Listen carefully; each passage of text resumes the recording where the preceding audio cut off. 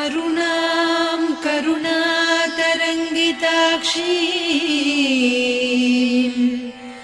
धृतपाशाङ्कुश पुष्पबाणचापाम् अणिमादिभिरावृतां मयूखैः अहमित्येव विभावये भवानी।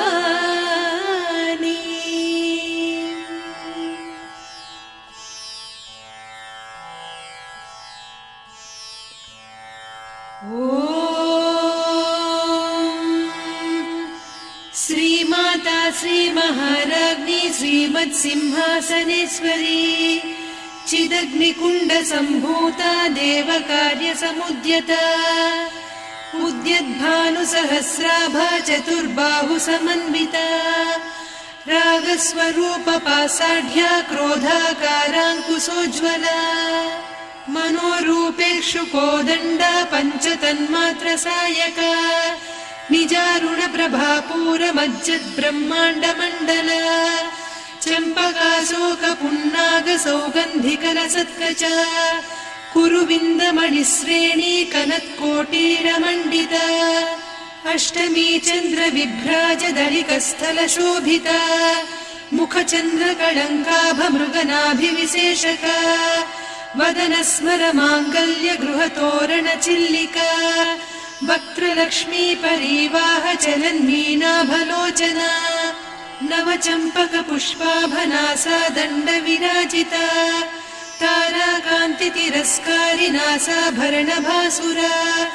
कदम्बमञ्जरी क्लुप्तकर्णपूरमनोहरा ताटङ्कयुगलीभूततपनोडुपमण्डला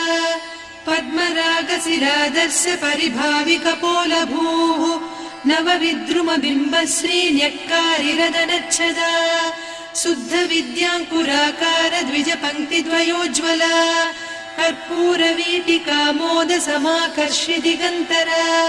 निजसल्लापमाधुर्य विनिर्भर्त्सितकच्छपि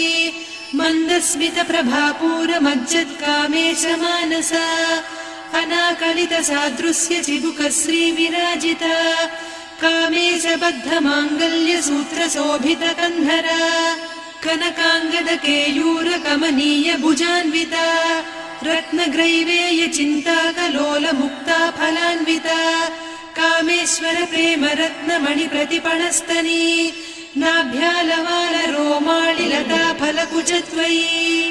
लक्ष्यरोमलताधारकासमुन्नेय मध्यमा स्तनभारदलन्मध्यपट्टबन्धवळित्रया